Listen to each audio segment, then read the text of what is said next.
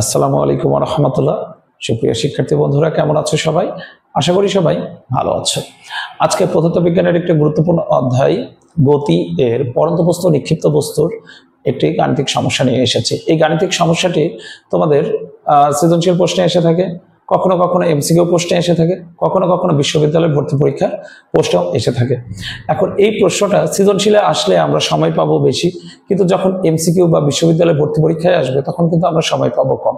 তো এই গাণিতিক সমস্যাটি আমরা সৃজনশীলে আসলে কিভাবে উত্তর করব এবং তোমার ভর্তি পরীক্ষা ও এমসিকিউতে আসলে কিভাবে উত্তর করব তা আমরা দেখে নিই। তো আজকে আমি একটা প্রশ্ন রেখেছি। এই প্রশ্নে তোমরা একটু খেয়াল করলে দেখবে যে এখানে 180 মিটার উপর হতে একটি বস্তু তোমার মুক্তভাবে ছেড়ে দিলে আর 49 মিটার পার সেকেন্ড বেগে অপর একটি বস্তুকে খাড়া উপরের দিকে নিক্ষেপ করলে তোমার হচ্ছে কত সময় পর তারা মিলিত হবে। এখন এই প্রশ্নটা এইভাবে থাকে যে পরন্ত বস্তু আমরা সাধারণত জানি বিনা বাধাই পরন্ত বস্তু স্থির অবস্থান থেকে, আর নিক্ষিপ্ত বস্তুর ক্ষেত্রেও আমরা বাতাসের বাধা উপেক্ষা করে নেব, অর্থাৎ বিনা বাধাই এটা নিক্ষিপ্ত বস্তুর ক্ষেত্রে। তো পরন্ত বস্তুর ক্ষেত্রে আমরা যে সূত্র জানি সেই অনুযায়ী বা যে তথ্যগুলো জানি সে অনুযায়ী যদি আমরা এখন একটা পরন্ত বস্তু একটা নিক্ষিপ্ত বস্তুর ক্ষেত্রে এই চিত্রটা অঙ্কন করি, আমরা ধরে নিলাম এটা সে পরন্ত বস্তু আর এটা মনে করো সেই খাড়া নিক্ষিপ্ত বস্তু। তাহলে এই যে একটা পরন্ত বস্তু এবং একটা নিক্ষিপ্ত বস্তু, এই পরন্ত বস্তুর যে উচ্চতা থেকে পড়ছে সেই এইচ, অর্থাৎ এই যে হাইটটা এটা হচ্ছে এইচ ইকুয়াল 180 মিটার। তো আমার পরন্ত বস্তুটা তো উপর থেকে নিচের দিকে পড়বে আর নিক্ষিপ্ত বস্তুটিকে উপরে উঠবে। এখন এই পরন্ত বস্তু এবং নিক্ষিপ্ত বস্তু একটা সময় একই উচ্চতায়, একটা সময় কিন্তু একই উচ্চতায় থাকবে। আমরা ধরে নিলাম এই সেই উচ্চতা, যে উচ্চতাটার নাম দিলাম হচ্ছে এক্স, যে উচ্চতাটার নাম দিলাম হচ্ছে এক্স। তাহলে পরন্ত বস্তু কতটুকু নিচে নামলো? পরন্ত বস্তু নিচে নামলো হচ্ছে 180 বিয়োগ এক্স মিটার, আর নিক্ষিপ্ত বস্তু কত উপরে উঠলো? এক্স মিটার উচ্চতায় উঠলো। এখন আমি এই টোটাল সময়টাকে আমি ধরে নিলাম এই কতটুকু সময়ের মধ্যে সংঘটিত হয়েছে? টি সময়ের মধ্যে। এখন এই অঙ্কটা আমরা যখন সমাধান করব তখন সমাধানে আমরা লিখি, মনে করি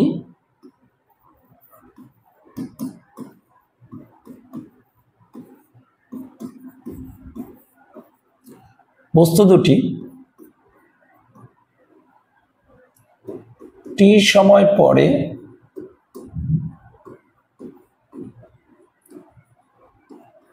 ভূমি হতে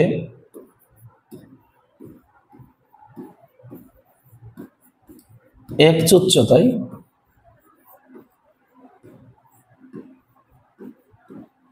মিলিত হবে। তাহলে মনে করি বস্তু দুটি টি সময় পরে ভূমি হতে এক্স উচ্চতায় মিলিত হবে। এখন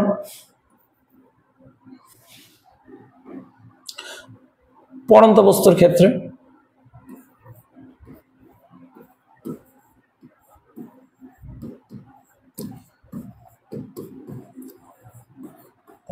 পরন্ত বস্তুর ক্ষেত্রে আমরা যে সূত্রটা জানি সেটা হচ্ছে এইচ সমান u t plus half GT square. এটা আমরা আরো শর্টে লিখতে পারতাম, তো তোমাদের বোঝানোর জন্য, যেহেতু আদিবেগ সবসময় কি হবে?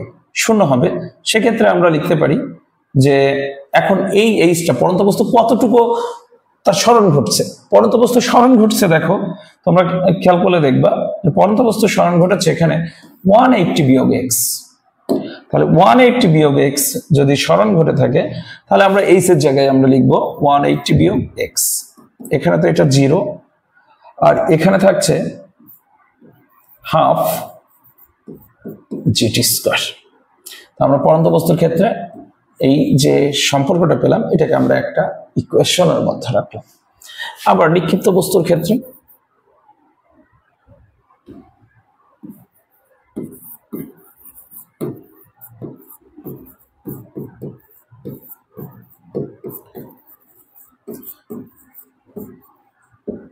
এখানে খেয়াল করে দেখো, নিক্ষিপ্ত বস্তুর ক্ষেত্রে আমরা জানি অভিকর্ষ ত্বরণের বিপরীত দিকে ক্রিয়া করে, তাহলে সেই ক্ষেত্রে অভিকর্ষ ত্বরণের কারণে জির মানটা ঋণাত্মক।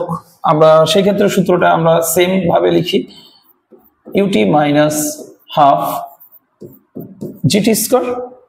এখন এখানে নিক্ষিপ্ত বস্তু কত উচ্চতা পর্যন্ত উঠবে, আমরা ধরে নিয়েছি এক্স উচ্চতা পর্যন্ত উঠবে। ইউ এর মান হচ্ছে 4090 মাইনাস হাফ জিটি স্কয়ার। এখন খেয়াল করে দেখো, আমাদের দুইটা ইকুয়েশন হয়ে গেছে। এখন দেখো, এটা একটা ইকুয়েশন, এটা একটা ইকুয়েশন। এখন এই যে দুইটা ইকুয়েশন হলো, এখন এই দুইটা ইকুয়েশন এখন আমরা সমাধান করতে পারি কিভাবে? দুইটা ইকুয়েশন আমরা যোগ করে দিই।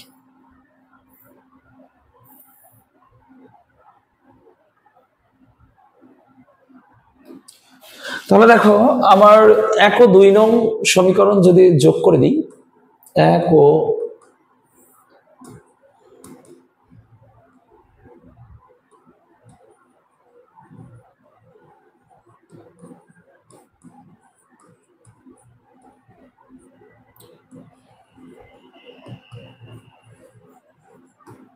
যোগ করে পাই, আমরা যোগ করে কি পাচ্ছি?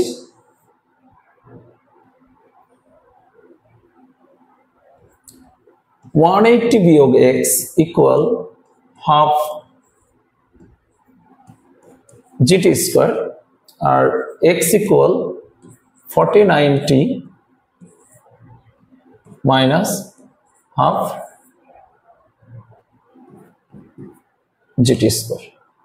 তাহলে এখন আমরা এই দুটো যদি যোগ করে দিই, দেখো এক্স এক্স আর half GT square half GT square, তাহলে আমরা দেখতে পাচ্ছি 180 ইকুয়াল 4090 বা 4090 ইকুয়াল 180 বা টি ইকুয়াল 180 বাই 49। আমরা এখন এটা যদি ক্যালকুলেশন করি, 180 ভাগ 49 3.67, অতএব টি ইকুয়াল 3.67 সেকেন্ড। তাহলে আমরা কি দেখতে পেলাম? এখানে আমরা দেখতে পেলাম যে আমাদের একটা উত্তর আসলো। আমাদের প্রশ্ন যেটা ছিল যে 180 মিটার উপর হতে একটি বস্তুকে মুক্তভাবে ছেড়ে দিলে ও একই সাথে 49 মিটার পার সেকেন্ড বেগে একটি বস্তুকে খাড়া উপরের দিকে নিক্ষেপ করলে কত সময় পর তারা মিলিত হবে? আমরা সুন্দর একটা উত্তর পেয়ে গেছি, সেটা হচ্ছে তোমার 3.67 সেকেন্ড পর তারা মিলিত হবে। আর প্রশ্নটা আসলে এখানেই শেষ হয় না, অনেক সময় প্রশ্নটা আমাদের চেয়ে থাকে কখনো কখনো কি কত উচ্চতায় তারা মিলিত হবে, বা ভূমি হতে কত উচ্চতায় আদৌ তারা মিলিত হবে কিনা গাণিতিকভাবে বিশ্লেষণ করো। বা আমরা যে উত্তরটা পেয়েছি আমাদের প্রশ্ন অনুযায়ী টি সময় পরে কত সময় তারা মিলিত হবে, আমরা এই টি এর মানটা যে কোনো একটা সমীকরণে বসিয়ে দিলেই এক্স এর ভ্যালুটাই হবে কি আমাদের কত উচ্চতায় তারা মিলিত হবে। এখন যদি এক্স এর ভ্যালু ধনাত্মক আসে, তাহলে উত্তরটা হচ্ছে ভূমি থেকে একটা নির্দিষ্ট উচ্চতায় মিলিত হবে। আর এক্স এর ভ্যালুটা যদি নেগেটিভ হয়, তাহলে আমরা বুঝে নেব যে নিক্ষিপ্ত বস্তু যতটুকু উপরে উঠেছিল এবং পড়ন্ত বস্তু যে নিচে নামছে, এই সময় পরে পড়ন্ত বস্তু নিক্ষিপ্ত বস্তু অলরেডি মাটিতে পড়ে গেছে, পড়ন্ত বস্তু নিক্ষিপ্ত বস্তু মাটিতে পড়ে গেছে, অর্থাৎ সেই সময়ে তারা মিলিত হয়েছে।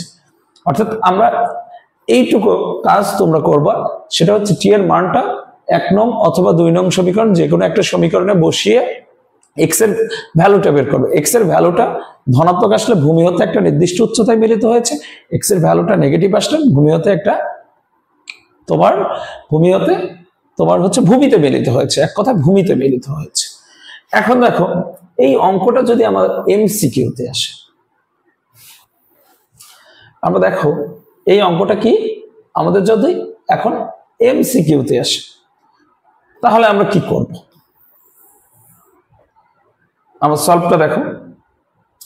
এখন এই সলভে আমি দুইটা জিনিস মার্ক করে রাখছি, 180 মিটার উপর হতে আর 49 মিটার পার সেকেন্ড বেগে ছেড়ে দেওয়া। এই 49 মিটার পার সেকেন্ড বেগে ছেড়ে দেওয়া আর 180 মিটার।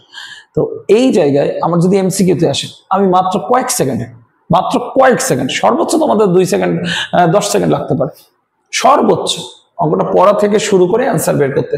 এটা যেহেতু আমি চেয়েছি কি, আমি চেয়েছি হচ্ছে সময় কত, তাহলে সময় কত, সময়টি টি সমান, আমরা এখানে সূত্রটা লিখবো হচ্ছে এইচ বাই ভি। এইচ কত ছিল 180 আর ভি কত ছিল 49, অ্যান্সার হচ্ছে 3.67 সেকেন্ড। That's it.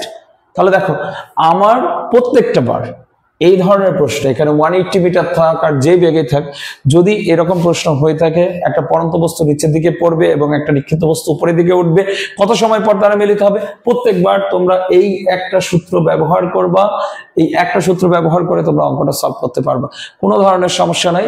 তোমরা এমসিকিউতে উত্তর করতে পারবা মাত্র 10 সেকেন্ডের মধ্যে, সর্বোচ্চ তোমাদের 10 সেকেন্ড সময় লাগবে অঙ্কটা পড়া সহ উত্তর বের করতে।